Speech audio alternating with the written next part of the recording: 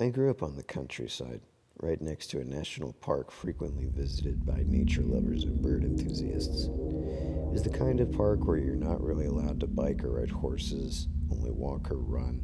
But 10-year-old me felt it was a stupid rule and I did it anyway, because the trails were perfect for it.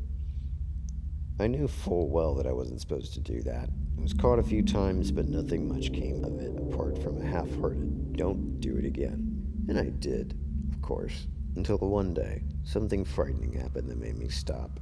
My family were horse breeders, so I would often take one of the horses for a ride, usually in the Forbidden Park. This day, very early morning, first day of the summer holiday, it was beautiful outdoors, misty and foggy, yet a sky that promised a sunny day ahead. Since it was so early, before 6 o'clock, I knew there wouldn't be anyone on the trail to see me, so I let the horse set off full speed along the trail. I only slowed down on the part of the trail that got deep on one side, leading down to the river, because the thought of one step too close to the edge was too much even for a kid with next to non-existent risk assessment skills. Suddenly, the horse came to a halt and refused to take another step. I grew up with horses all my life and knew that usually indicates that you need to investigate. Is there something with the hooves? Did the horse spot something and spooked it? The hooves were fine, but the horse didn't move an inch. That's when I saw it. Someone had set up a trap, a thin, sharp metal wire across the trail in perfect neck height for an adult. I stopped and looked around but didn't see anyone. The wire was too well attached to two trees and impossible for me to remove, so I led the horse around it, and to do so I had to walk to the wooden area on the side of the trail. Is when I heard the singing. There was a song called Hej Tom Tegelmar, and it was that melody, but the lyrics were different and sung in a muffled voice. Today, I only remember parts of it, but translated, it would have been something like, "Hey, all you runners, come here passing, let the lifeblood pour out." I, as suddenly as I could and with my heart in my throat, backed away, got up on the horse and hurried back the way I came as fast as I could. I knew I had to tell someone about it, but at the same time wanted to avoid admitting to riding a huge and very forbidden horse on those protected trails. So now I had a problem. The old stories about a mad old man living in a shed in the woods, a shed that was once a cottage for the local hunter, came back to me as I hung on the horse for dear life. I got home and told my older brother what had happened, and we went back there with me in tow. We found the wire trap, and after a while of searching, we also found a spear-like pole in the ground, right on the spot where you'd land it if you came running and jumped over the fallen tree on the trail. That's when we called the police. The area was searched, and several similar traps were found, but no sign of the old man. The following summer, though, there were big news in the local paper about spear-like poles being found right under the water surface, directly under that little tower you're supposed to dive from at the lake. And the black bags filled with big rocks were found on the narrow bridge crossing the river, so that if a car had hit it, risk is it would have gone off the road and into the water.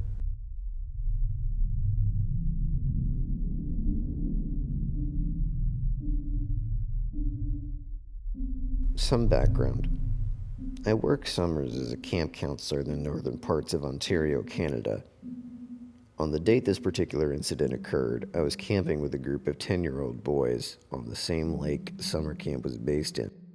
So, like a routine camping trip, we canoe out to the site and set up our tents. Me and my co-counselor Mike take turns supervising the kids while they swim, build forts, play games, etc. We cook some food over the fires, sit around and tell stories, cook s'mores, the typical Canadian camping experience. Around 9:30ish, I tell the kids it's time for bed, and they get into their tents, which were positioned a small walk away from the shoreline, but still in line of sight from where we had the fire pit. So the kids have gone to bed, and me and Mike are just basically hanging out before we decide to head to our tent and call it a night. What happened next still troubles me to this day and remains my go-to scary campfire story. We're both gazing into the pitch black night water. We saw a small light approaching us slowly and slightly above water level. We speculated what it could possibly be for a few minutes before it came close enough for us to see that it was mounted on the front of a kayak and that someone was approaching our campsite. Now, it is important to note that as a camp counselor, part of our training goes over how to deal with stranger encounters in an environment where we are responsible for a group of children on public property. I was prepared to give the mystery paddler the typical speech about how we are camping with a group from a recognized organization and we would respectfully ask that they find another campsite. However, this person's appearance shook me to the bone as the light drew nearer. Paddling this kayak was a woman who looked to be in her 60s. She had incredibly long wisps of gray hair that were trailing in the water. Her skin looked like old leather, and her dead-looking eyes were tough to spot under all the wrinkles. She looked directly at me, and when she spoke, I realized she was missing most of her teeth. Are all of your children safe in bed? She asked me, pointing in the direction of the tents. Not really knowing how to respond, and quite frankly shitting myself, I responded by telling her that they were fine and she had to leave. That's good. Just as expected for this time, She said with a smile, then turned her kayak and paddled off into the night. At this point in time, myself and Mike were legitimately creeped out, not only by the appearance of this mystery woman who resembled a friggin' corpse, but also her inquiry on the whereabouts and safety of the kids we had brought on this trip. Not knowing what else to do, we grabbed our hunting knives and sat by the fire after checking on the kids. Half an hour later is where it started to get really creepy. Across the lake, a female counselor was leading another trip for kids the same age group. She sent me a text which read something along the lines of, "Hey Sean, stop screwing with us. This isn't funny. My kids are really creeped out." I instantly called her and let her know that I had just seen someone near my campsite. It seemed eerie and that I was not trying to play a joke.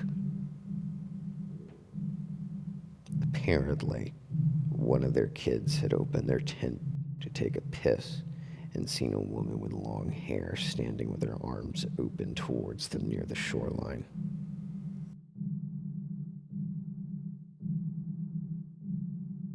I've had a few scary encounters in my life. Not sure if that means that I'm old or just a creep magnet, but this one still gives me chills. In the early 80s, when I was 8, my family was visiting my uncle who lived in the backwoods of Missouri. He lived on a lot of land, and the only other people who really even lived on the street were relatives, so no one else ever just happened to be out there. This meant no one ever locked their doors because random family members were always coming by for this or that. One night, when we were there, my parents and aunt and uncle decided to go to a nearby town to go bowling, because bowling. My brothers, who were 11 and 12, my female cousins, 6 and 14, and me, I'm female, stayed home. It was still daylight when the adults left, but it started raining pretty hard and got dark quickly. We used to play this game that was essentially hide and seek in the dark house, but we cleverly called it vampire. There was a thin little mattress on the living room floor some of the kids would sleep on at night. So the person who was it would lie on the mattress and fold it over themselves like a coffin and count down to midnight. When they got to midnight, they were looking for you. Again, all the lights are off, and you tried to make it back to the coffin before you got caught. Because the house was in the country, it was pitch black at night. You couldn't see your hand in front of your face. What this meant for the game was that 1, you couldn't tell where the vampire was looking, so you just had to make a break for it. And 2, if you were extremely lazy, and I'm sure by now you can guess which one of us met those standards, you could hide in the living room with the coffin and get to base quickly. Ben, my 11-year-old brother, was it and was doing the normal countdown. I was hiding maybe 6 feet from him. As he's counting, there's a flash of lightning. I don't know if I was already looking at the living room window or if the lightning made me look, but with the backlight of lightning, I see a man with his face against the window. He had his hands on each side of his face as if he's trying to peer in and looks exactly like the stereotypical creepster. Heavy set, scraggly beard, etc. I could feel every hair in my body standing on end.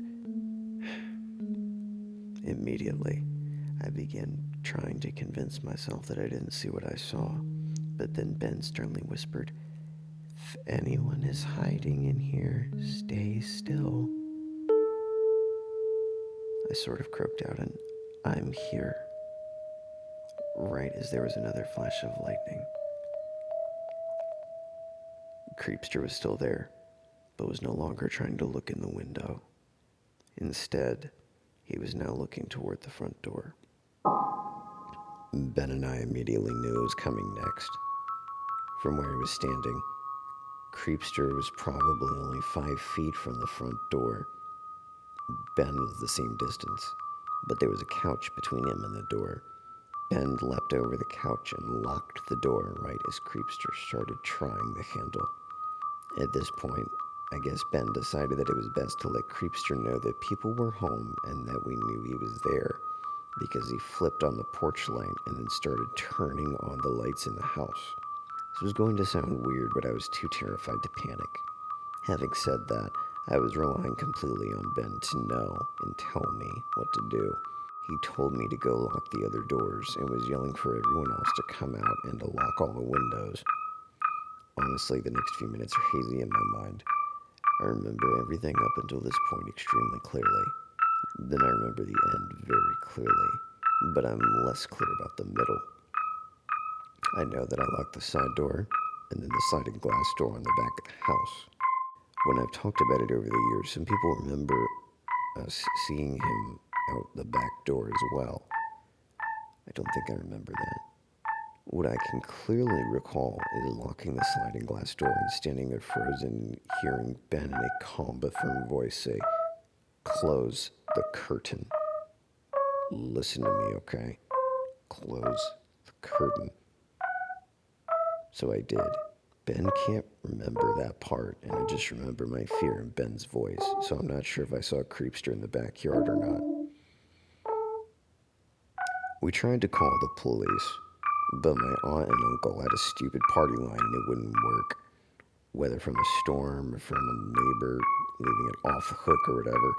For the record, they're the only people I've ever known with a party line, so this wasn't normal to me either. But for those of you that don't know what it is, in very rural areas, multiple people on the street would actually share a phone line. It would have different rings for different households, but you could pick up the phone and listen to your neighbor's conversation. We also tried to summon help on my uncle's CB radio, but couldn't reach anyone. My uncle was a hunter, so he had a gun rack full of rifles in his room, but my older cousin was an out-of-town hunting trip and took them with him. All we could find was a BB gun that looked like a real rifle. I vividly remember Ben putting me on phone duty and Scott, my older brother, on CB duty, while we stood watch at the little square window on the front door of the BB gun. Maybe 30 minutes later, Ben said he's back. He's coming up the driveway. The rest of us froze in fear, but Ben opened the front door and stepped out on the porch, pointed the gun, and said, "Get out of here right now." Then we hear our cousin Kyle, who lived down the road a bit, say, "You know that's a BB gun, right?" Even though Kyle was only 15, I remember that we felt like we had been saved when he showed up. Kyle seemed really skeptical of our story, like we were playing a trick on him, even though we had no idea that he was coming. But he stayed with us until our parents came home. Honestly, I don't remember if we even told our parents what had happened when they got home. There was definitely no police involvement, though. We just went on with our trip. But we never played vampire again without some mention of that night.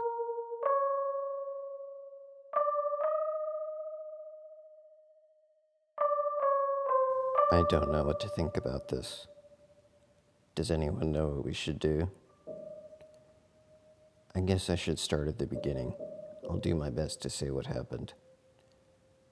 Recently, my brother Zach has gotten really into nature photography. Last weekend, we decided to go camping so we could take some pictures. We live on the East Coast, so finding places far from the cities is pretty hard. Luckily, Zach found what seemed like the perfect place on Google Maps. It showed a wide open clearing right next to a road.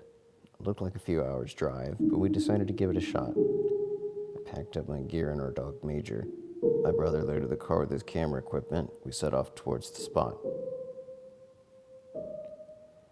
As we got close, I saw that the paved road ended. An old no trespassing sign was hanging on a rusty gate. I could see a long dirt road curve out into the woods behind it. We didn't want to trespass, but we had driven so far. I asked Zach what he thought. He figured that the road and the land is probably just the property of some lumber company. It sounded about right to me. We noticed that the gate blocking the road wasn't even locked, and that sealed the deal. Zach jumped out and opened it for the car. After that, we found the spot without too much trouble.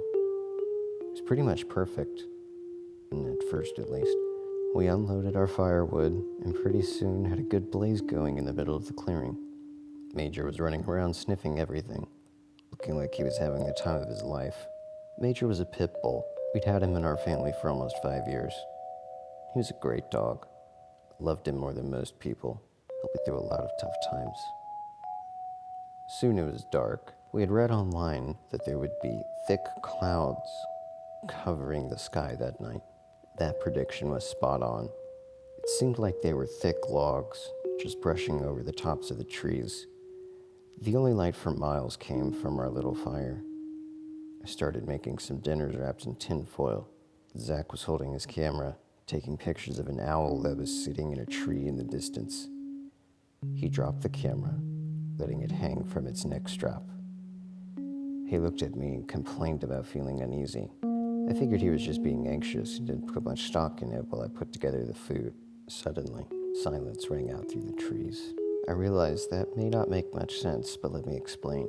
If any of you have ever gone camping in the forest, you know there is almost constant sound of crickets, frogs, and the occasional owl. And it all stopped in a split second. I stood up from my chair and looked into the woods. A distinct clicking sound came echoing into the clearing. Put your thumbnail behind your front tooth, pull it till it makes hard clack. It came in bursts. 3 clicks, silence. 5 clicks, silence. It sounded wrong somehow, like nails on a chalkboard or a fork screeching across a china plate. I can't explain it, but the click mixed with the silence made the hairs on my neck stand up. Major jumped up and stared towards the sound. I could see how tense he was. Major always has been an incredibly easygoing dog. His freak out was unlike anything I'd ever seen before. He bolted towards the sound. I jumped up and chased after him to the edge of the clearing, but he was too fast. He reached the tree line and disappeared into the darkness. I stopped at the edge of the clearing, breathing hard. Zach was close behind me, his camera bouncing on its strap. The clicking stopped, and the chirping of crickets rang out again through the woods. I stopped at the edge of the clearing and shouted after Major. I heard nothing in response. Zach stood staring into the woods uneasily. He asked me what I thought the clicking noise was. I told him that I had no idea. I pulled out my flashlight, told him that we needed to go find Major. He looked less than happy, but agreed. I turned back into the woods and just started walking in the direction that Major had taken off. After just a few minutes of walking, the light of the small fire was completely blocked by the trees. The only light source that I could see was my flashlight. The woods seemed almost too dark. Thick clouds and remote location gave the woods an almost physical blackness. It reminded me of when I went caving a few years back. Zach and I kept on calling out to Major, and after a few minutes, I heard a faint whimpering sound. I called for Zach to stop walking, and we listened. Zach nodded and whispered, "Yeah, that's Major." Up ahead, we pushed on. Up in the distance, I saw a clearing in the trees. In the middle of it, I saw a huge concrete building. Graffiti that was decades old covered the sides. It looked completely out of place in the middle of the woods. I pointed my flashlight at the ground around us. Neither me nor my brother could see any roads that led up to the building. Zach lifted his camera and took a picture. The flash lit up the clearing like a strike of lightning. While we stood there, I thought I heard the sounds of Major whimpering. They sounded like they were from inside the building. I started walking towards it. "Hang on, man. Let's think about this for a second." I got pretty upset with Zach here. I wanted to go get my dog, who was scared and alone in this creepy building. Told him he was being ridiculous, especially if he was scared of some clicking. He whispered back to me, "All I'm saying is let's be careful, all right? No sense running in and cutting a leg open on a rusty piece of metal." I wish I'd had the sense to listen to him in that moment. We walked towards the building. A heavy metal door hung from its hinges in the front of the building. I walked through the doorway and started calling out to Major again. I heard Zach step through the door behind me as I made my way deeper into the structure.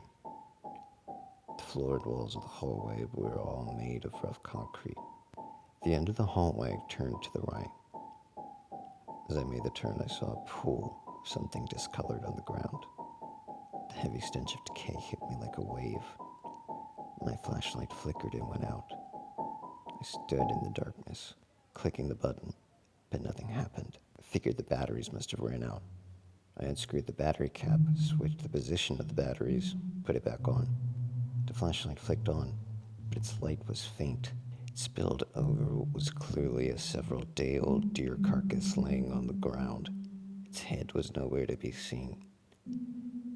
Zach started retching and coughing into his sleeve. "Do you think a bear lives here or something?" he said between coughs. My flashlight died again. The darkness was absolute. The stench filling my nostrils made it hard to breathe. I called out again to Major. I heard Zach fiddling with his camera. "Here." He moved in front of me. The camera flashed, lighting up the hallway for a split second. "It'll help some, but not much," he said. "Maybe we should go back for more lights." In this picture that he took here, there's a deer just out of frame at our feet. I shook my head, even though it was pointless in the dark. Who knows where Major will have run off to by the time we get back? I heard a yelp of fear and pain from up in the distance. "Just keep taking pictures." We kept walking down the hallway, careful to step around the deer. Every 30 seconds or so, Zach took a picture, lighting up the hallway and the rooms on either side that we passed. Some rooms had pools of fluid spilling into the hallways. Zach stopped suddenly, and I ran into his back. "What is it?" He didn't respond, staring at his camera's display. "What is that?" he whispered under his breath. He was staring at this picture here. Then I heard it. A noise echoed down the hallway.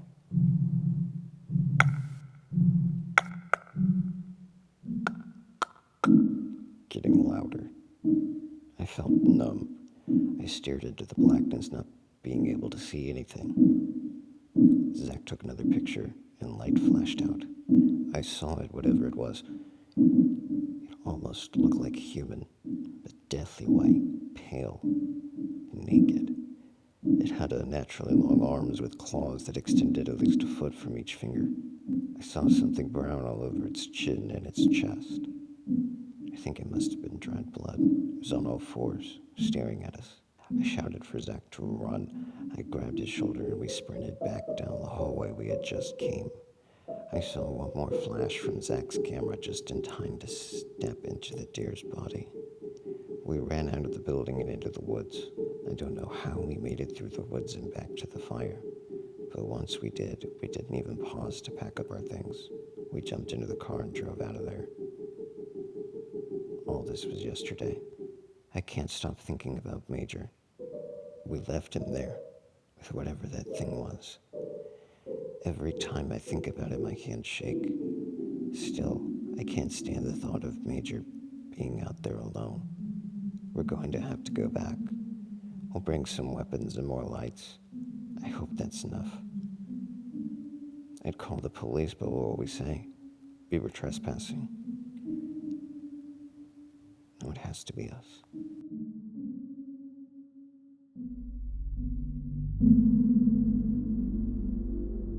Last Friday, I was driving on a windy back road in the mountains of rural Utah. It was around 10 miles from the nearest town when my engine died. I pulled out my phone to look at the map. There was no service, but I downloaded a map of the area just in case. I saw that if I followed the road, it was a 10-mile walk that wound back and forth along some back roads. Didn't like that idea very much. I also saw that the town was actually only 2 miles away as the crow flew. I'd just have to climb a little bit to cut my journey down. I shot a look up the mountain, left a note on my car saying what I was doing, and set off through the brush. That part of Utah didn't have much underbrush, just some scraggly bushes and the occasional tree clinging to life in the dry soil. I was making good time, and soon had shut off my phone's light to rely on the moon, which was a bright pearl in the sky. When my eyes had adjusted, it was almost like walking around in the daytime. The valley extended for dozens of miles to my right, and the weather was only slightly chilly with the wind. That was when I heard a baby's cry, low on the wind. It was far off in the distance to my left, slightly higher up the slope. I paused, listening hard. Came again, unmistakably the pinched, short cry of a newborn infant. I paused for a moment before heading in the direction of the call.